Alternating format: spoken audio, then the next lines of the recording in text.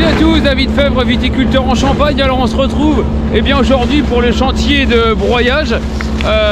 Les températures de cette semaine nous ont permis des super conditions de roulage. On a eu entre -5 voire même -8 justement sur le vignoble. Donc des conditions pour stabiliser le sol et pouvoir facilement revenir dans les vignes avec le tracteur et donc réaliser les travaux de broyage. Alors pourquoi on broye les sarments de vigne? C'est très simple. Alors, il y a plusieurs raisons. La première, c'est pour gagner du mal, puisque il y a maintenant une quinzaine d'années, voire même une vingtaine d'années, on avait une petite brouette, ce qu'on appelle une brouette à feu, et on brûlait tous les sarments. Et puis notamment quand il pleuvait, c'était un petit peu pénible de porter la brouette. C'était pénible également puisqu'on passait des journées où on était un petit peu enfumé. Et du coup on a supprimé cette opération et on met les sarments qu'on coupe à la taille de la vigne, on les met par terre. On les met un rang sur 3, un rang sur 4, ça dépend un petit peu des pratiques culturelles, ça dépend des pratiques au niveau du sol surtout. Et le fait de les broyer comme ça, alors je vais me rapprocher d'une routine qui est faite.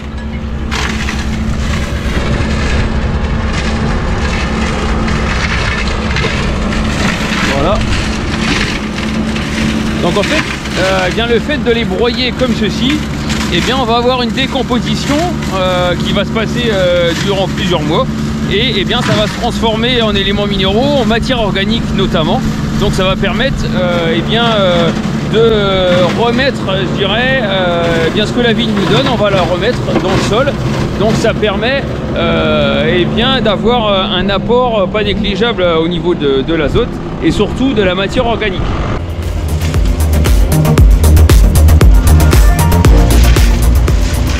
Donc alors pourquoi on fait ça en ce moment? C'est pour prendre de l'avance, puisque le chantier de broyage, on est à peu près entre 1h30 et 2h30 à peu près pour faire 1 hectare de vigne.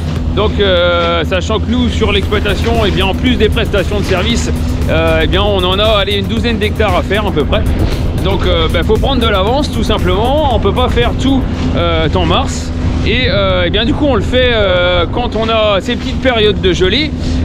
Donc on n'en a pas beaucoup cette année. Et là justement avec des conditions comme -5, -8 même, les conditions de roulage idéales, ça permet de faire du super boulot. Parce qu'en fait le tracteur porte bien, le broyeur porte bien, et ça permet de ramasser très facilement les sarments pour qu'ils montent plus facilement dans le broyeur à l'intérieur.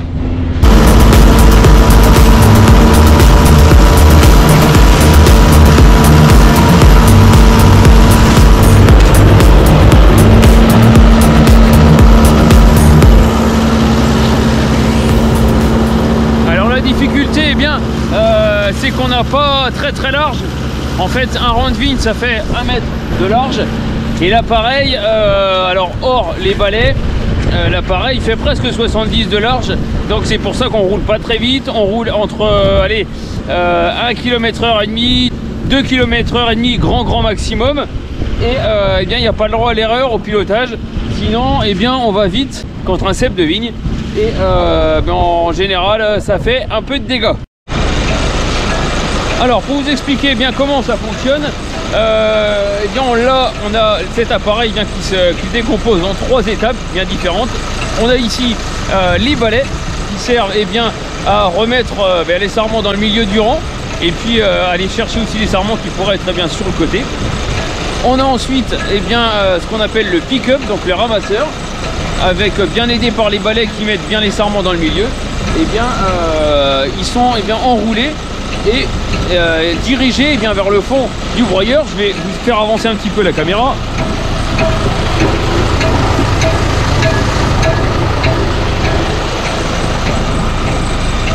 Voilà, donc dans le fond, c'est les marteaux. Vous avez vu qu'on a changé il y a quelques semaines.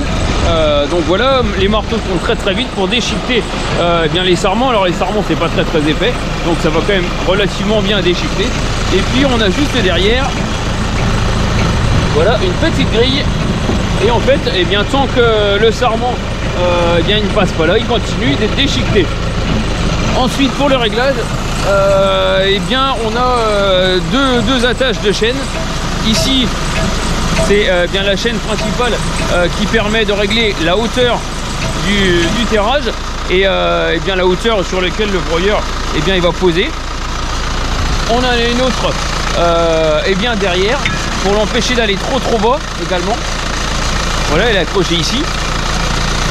Et puis des nouvelles du guide qu'on a fait il n'y a pas très longtemps. Justement, et ça permet de vraiment bien maintenir le broyeur pour pas qu'il bouge d'une façon latérale dans le rang de vigne. Donc ça c'est vraiment efficace. C'était pas grand chose à bricoler, mais en tout cas c'est très efficace. Ce guide permet d'avoir le broyeur qui soit vraiment rectiligne. Donc voilà pour le montage. Et puis ici en fait on a un attelage rapide qui permet notamment, on a encore un petit peu d'engrais à faire, donc on va le démonter assez rapidement. Donc c'est juste eh bien, un support qui vient s'emboîter ici, donc c'est assez pratique et assez rapide. Alors on a un petit guide ici pour empêcher eh bien, le haut du porte-outil qu'il aille bien droite-gauche, pareil, même chose que l'avant.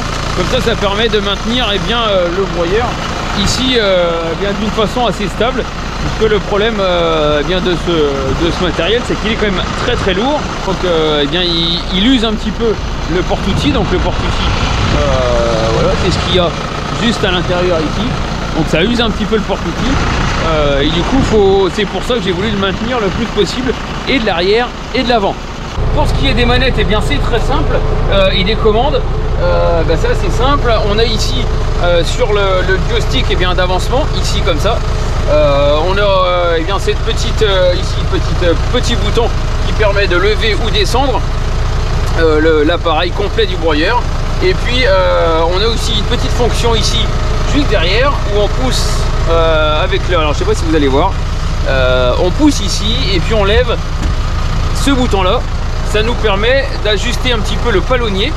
Je vais vous l'expliquer tout de suite après ce que c'est, pour eh bien ajuster la hauteur du devant du tracteur, monter ou descendre suivant eh bien il y a des fois quelques parcelles on est obligé d'aller un peu plus bas, et quelques parcelles où on est obligé d'aller un petit peu plus haut. Donc c'est vraiment ce qui permet de régler un petit peu plus le tirage. Et puis eh bien ensuite on a donc la grosse prise de force qui est ici. Voilà, petit bouton là, donc gros débit d'huile pour eh bien faire fonctionner les marteaux. Et puis ici un petit interrupteur rouge qui est là pour faire fonctionner le pick-up devant. Alors je vais vous montrer justement eh bien le terrage. Donc je vous montrerai le petit bouton avec le palonnier. Eh bien, vous avez un vérin qui est ici, voilà, eh bien, qui permet de monter tout l'ensemble du tracteur juste devant, en hauteur comme ça. Voilà, donc ici on a ce qu'on appelle des fusées, et eh bien ça va coulisser, ça va monter plus ou moins.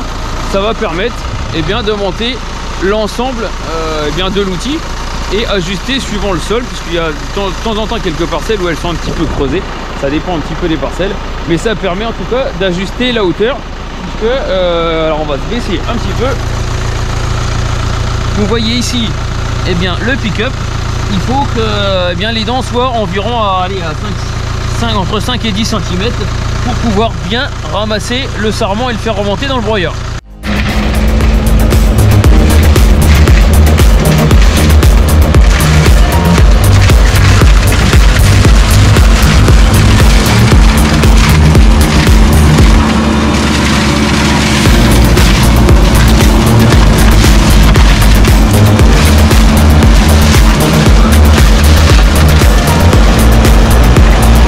En tout cas j'espère que cette vidéo vous a plu et vous a éclairé un petit peu plus sur le pourquoi du broyage des sarments, donc sarments qu'on laisse eh bien de la taille. Je vous donne rendez-vous à bientôt et dans une prochaine vidéo. Allez, salut!